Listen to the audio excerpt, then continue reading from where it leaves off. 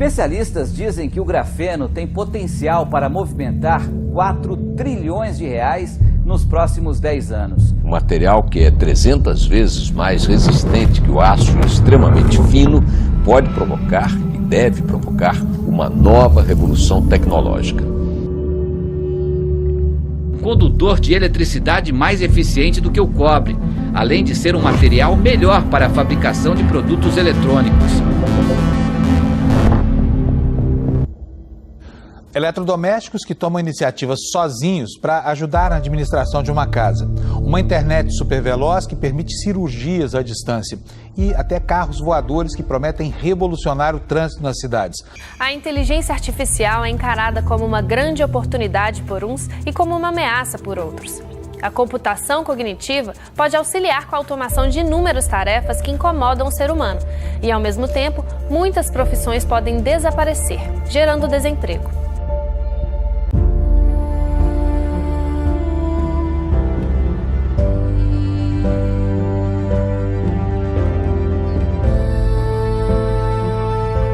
Como adaptar o mercado de trabalho a essa quarta revolução industrial?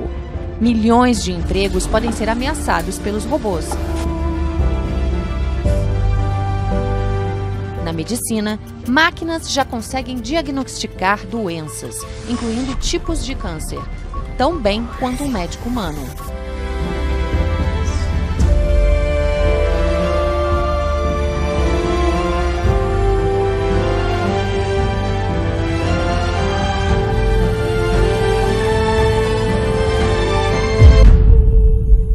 It could be terrible, and it could be great. It's not clear. Right. But one thing is for sure, we will not control it.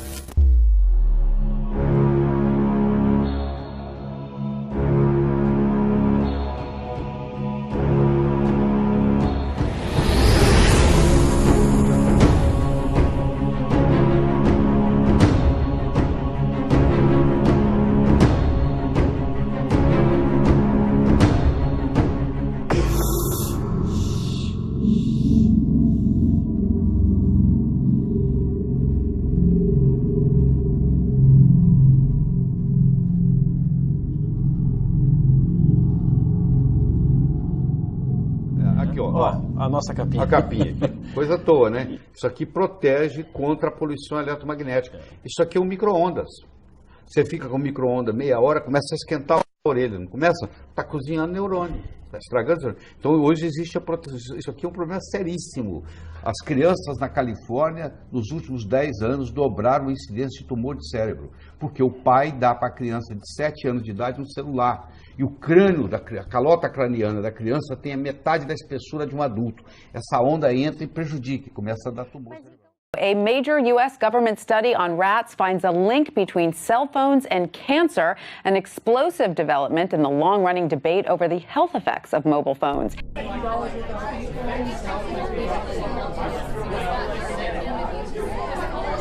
Last night we talked about how the 5th generation of wireless technology, or 5G as it's being rolled out worldwide without safety testing. Let me say that again, without safety testing, and how we've got scientists and doctors and environmental organizers saying, stop this. Because in terms of the effects of wireless radiation, the science is in.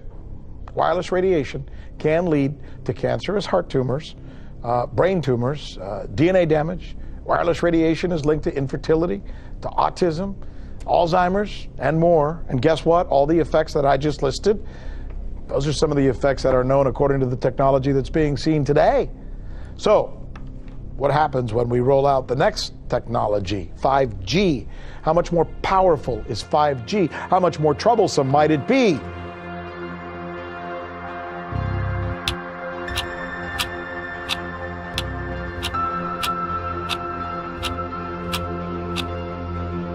The race to 5G is moving forward at full speed, but not without some international controversy.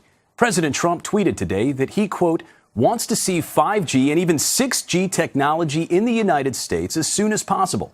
He also wrote, American companies must step up their efforts or get left behind. The Internet of Things. So this is not just mobile devices, but it's everything around us. So think about your connected car, connected traffic lights, exercise equipment. Everything around us will be digitized and connected to networks. Thing. A lot of people don't realize what they're involved in.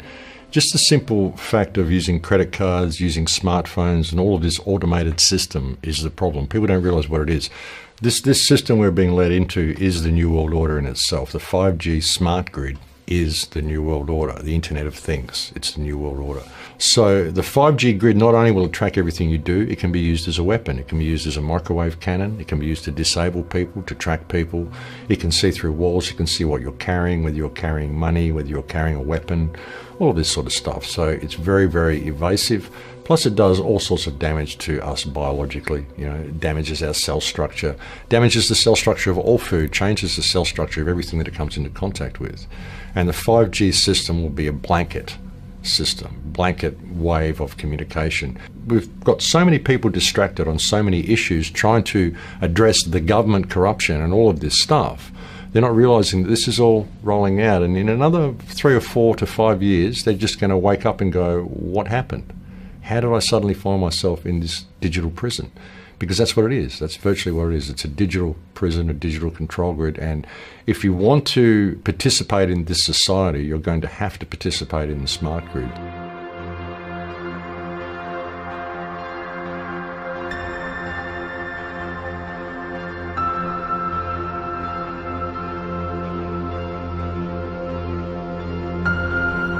We have stories about artificial human beings being created with superpowers. Yeah. And souls being transmuted into other bodies. And you name it, it's been in sci-fi. Yeah. And we now have a generation that's been absolutely spoon-fed all of this. Yeah. So they're ready. Oh, yeah. And you go into this at great length. Yeah, in fact, we have a whole section there. How are they programming people to accept this, Terminator reality, really? Right. With you got drones flying everywhere and, and all being controlled, unmanned, all automated and controlled by AI. And we dealt with the movies. I really think that movies are not just entertainment. That's what we've been conditioned to think. Right. Movies are a propaganda tool.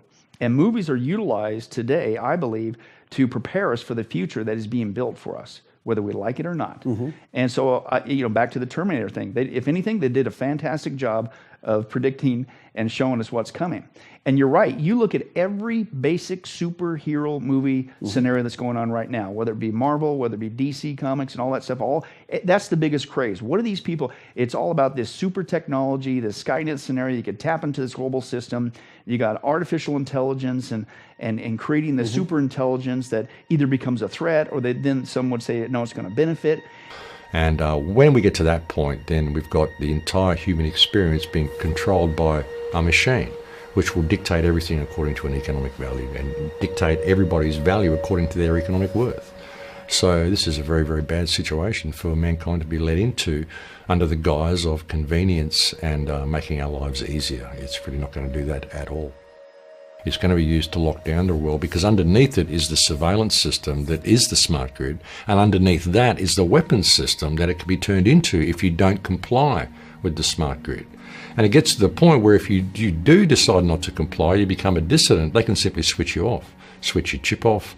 And once it's all digital and you need that chip to get into your car, to get into your house, to access your bank account, to buy things, it's all automatic. Suddenly you're locked out of the system. So there's no hope of dissent. There's no hope of free thought. There's no hope of questioning any of this. You just have to simply go with the flow.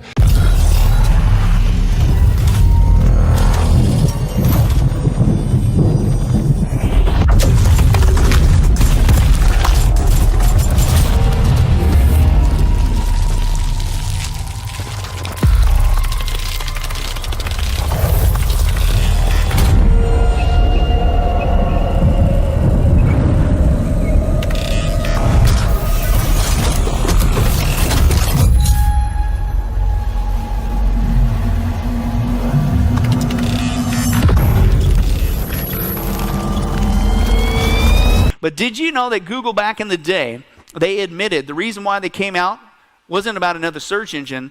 Their desire was to build artificial intelligence.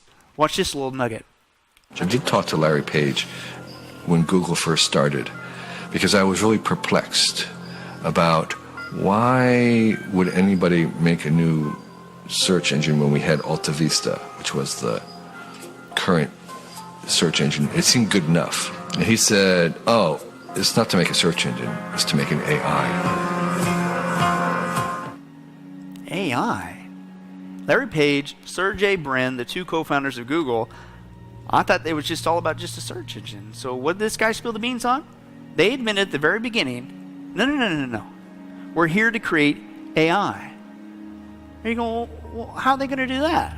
Well, the search engine is just one thing. Because you know what you get from a search engine? Information. You get patterns of behavior. You get databases. You get all kinds of information. What do you got to do in order to actually create a true artificial brain? Well, there's a problem that they've run into, and it's called the common sense knowledge problem.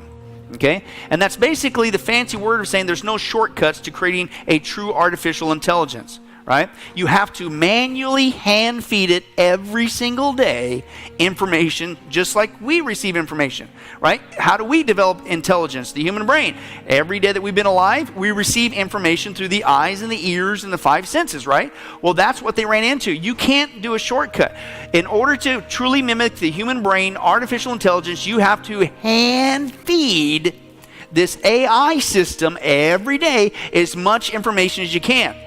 That we want to create AI. Because listen to all the things, the information that Google is now getting off of us. It started with the search engine, okay, but what do they got now? They got search engines, they got emails, they got databases, they got photos, they got satellites, you name it. By the way, did you know, and this is still in print, you could check this out, did you know that Google admitted, the founders, Sergey Brin and they admitted, and Larry Page, that they also not only want to create AI, that's why they're here, quote, this is a direct quote, we want to be like the mind of God.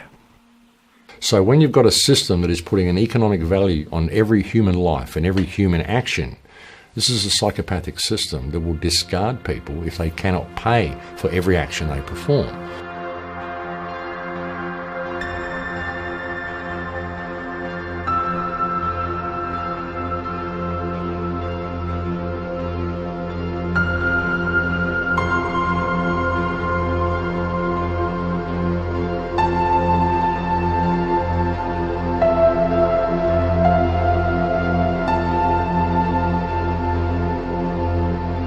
So that's a dangerous thing to have. Basically, you're putting this system in place, which can be used as a weapon system, and you're giving control of it to the system itself. So this is a dangerous thing. This is kind of like the internet building its own immune system, if you can think of it that way. You know, automatic defense against hackers, automatic defense against viruses, automatic defense against all of this sort of stuff. So you get to the point where the internet becomes fully autonomic in every action that you do. When you go and you pay for your train, you go and pay for your coffee, you pay for everything. It's just all automatic. No one has to think about it. No algorithms have to be run. Nothing has to be done. It's all fully functional, fully automatic. But once you get to that point where it's fully autonomic and the system controls everything and is controlling the flow of everything, then basically we lose control of the internet at that point. So the system itself has lethal autonomy. So anybody starts a problem, system just takes them out. But at that point, we've lost control of the internet. And then we're in the point where if the internet does something, or that the AI does something, dictates some action that the company doesn't want, or people don't want, and they want to change it, or the machine won't let them change it. And then they realize they've lost control of the internet, so they decide they need to get into the internet to regain control of it. What happens then if the internet views them as the threat to the system? And then it decides that it doesn't differentiate between humans. All humans are the same. Humans are now the threat to the system, and it controls the 5G grid, so it can just simply eliminate the threat. So that's the way we could go. That's the possibility of what evil AI could do. And whether that's evil, or whether it's bad, or whether it's malicious, well, no, it's not. It's simply it defending itself, because we're creating a system and giving it cyber lethal autonomy for world security, and it believes the system needs to function as it is for world security. If we become a threat to that system, suddenly we are the threat to world security, and the system takes us out, because that's what we programmed it to do. But in Daniel, he is said to worship a God whom his fathers knew not. And this is a very powerful, strong God. And you go to Revelation and read about what he's able to do, call down fire from heaven and so forth and so on. Yeah. And it all sounds like high technology controlled by the Antichrist. Yeah. And this God whom his fathers knew not, could that God be the God of artificial intelligence? Maybe a computer God that comes into its own and appears to have its own life. Yeah. Something like that. Yeah. Well, and what's interesting, you look at the development with artificial intelligence, and people need to realize this, Gary, artificial intelligence is not coming. Artificial intelligence is already here. And it's here in many different facets and forms. There's a race to see who can get to the top, like Russia's leader has forewarned. But you look at that and you go back to the Antichrist. You also go to Revelation 13 with the Antichrist and the image. What is this image that people will worship? And some are starting to wonder, when you begin to realize behind this technology, could this be some sort of artificial intelligence image and what have you?